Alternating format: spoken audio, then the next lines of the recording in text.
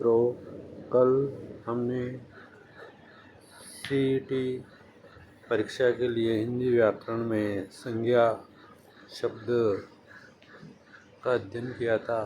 आज हम टॉपिक को आगे बढ़ाते हुए सर्वनाम के बारे में चर्चा सीखेंगे।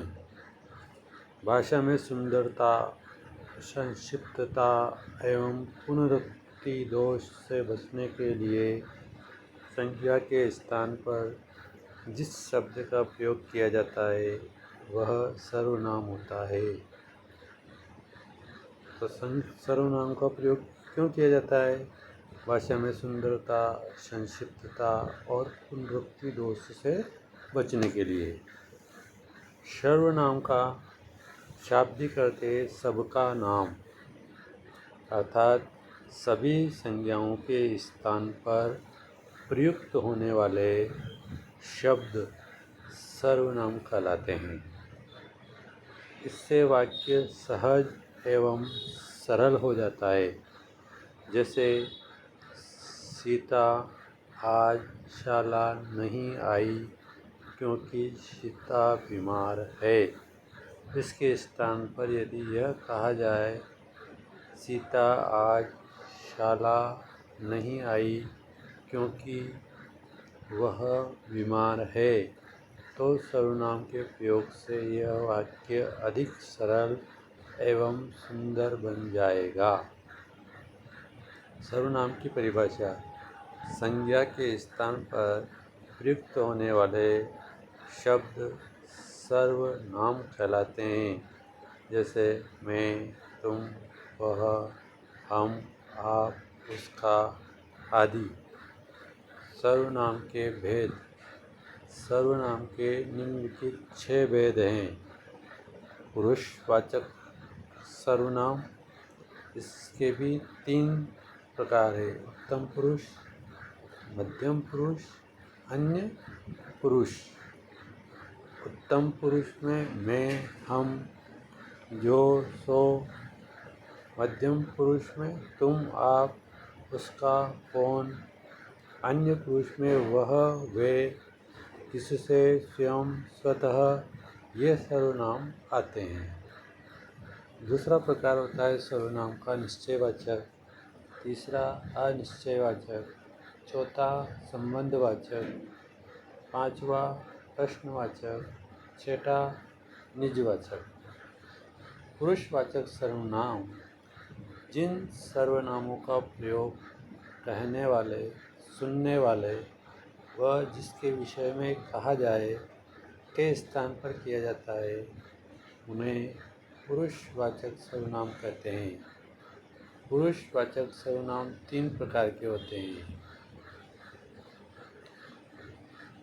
अभी पढ़ा आपने उत्तम पुरुष, मध्यम पुरुष, अन्य पुरुष।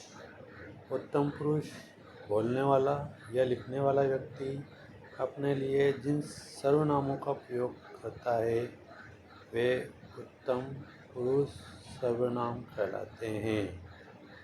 जैसे मैं, हम सब, हम लोग।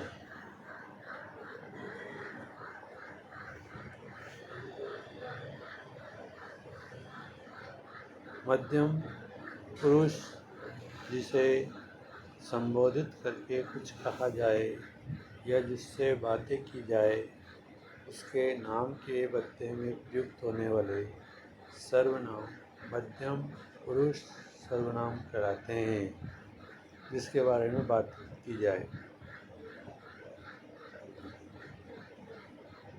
जैसे तू, तुम, आप लोग, आप सब। अन्य पुरुष में जिसके बारे में बात की जाए या कुछ लिखा जाए उसके नाम के बदले में प्रयुक्त होने वाले सर्वनाम अन्य पुरुष सर्वनाम कहलाते हैं। जैसे वे लोग, ये, यह, आप। इस प्रकार पुरुषवाचक सर्वनाम के 3 प्रकार हुए। अब आता है निश्चयवाचक सर्वनाम। जो सर्वनाम निकटस्थ अथवा दूरस्थ व्यक्ति या पदार्थ की ओर निश्चित संकेत करता है उन्हें निश्चयवाचक सर्वनाम कहते हैं। इसके मुख्य दो प्रयोग है, निकट की वस्तुओं के लिए यह, ये, और दूर की वस्तुओं के लिए वह, वे। तीसरा प्रकार अनिश्चयवाचक सर्वनाम। जिस सर्वनाम से किसी ऐसे व्यक्ति या पदार्थ का बोध होता हो जिसके विषय में निश्चित सूचना नहीं मिलती, उसे अनिश्चित सर्वनाम कहते हैं। जैसे कुछ, कोई। कोई सर्वनाम का प्रयोग प्राणीवाचक सर्वनाम के लिए होता है, जैसे कोई उसे बुला रहा है। कुछ सर्वनाम का प्रयोग वस्तु के लिए होता है, जैसे पानी में कुछ है, घी में कुछ मिला है। इस प्रकार अनिश्चयवाचक सर्वनाम समझ गए। अब आता है चौथा प्रकार, संबंधवाचक सर्वनाम। दो उपवाक्यों के बीच में प्रयुक्त होकर एक उपवाक्य की संज्ञा या सर्वनाम का संबंध दूसरे उपवाक्य के साथ दर्शाने वाला सर्वनाम संबंधवाचक सर्वनाम कहलाता है। जैसे जो, जिसे, जिसका, जिसको। जो सोएगा सो खोएगा। तो जो और सो इसमें संबंधवाचक सर्वनाम है।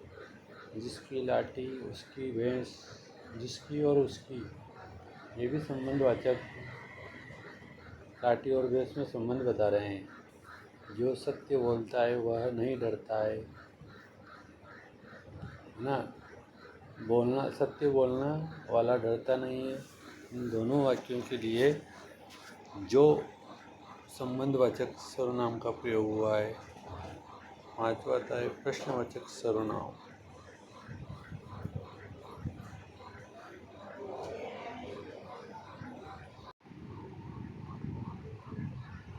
जिस सर्वनाम का प्रयोग प्रश्न पूछने के लिए होता है उसे प्रश्नवाचक सर्वनाम कहते हैं। जैसे क्या, किससे, कौन। वहाँ दरवाजे पर कौन खड़ा है। कल तुम किससे बात कर रहे थे। आज तुम्हें क्या चाहिए। छठा प्रकार है सर्वनाम का निजवाचक सर्वनाम। ऐसे सर्वनाम जिनका प्रयोग वक्ता या लेखक स्वयं अपने लिए करते हैं निजवाचक सर्वनाम कहलाते हैं। यथा आप, अपना, स्वयं, खुद आदि। जैसे मैं अपनी पुस्तक पढ़ रहा हूँ, आप अपने घर कब जा रहे हैं। इन वाक्यों में अपनी तथा अपने शब्द निजवाचक सर्वनाम है। इस प्रकार इस वीडियो में अपनों सर्वनाम शब्द के बारे में समझा, पढ़ा। अब अगले वीडियो में हम क्रिया शब्द के बारे में पढ़ेंगे और समझेंगे। इतना ही इस वीडियो में। जय हिंद।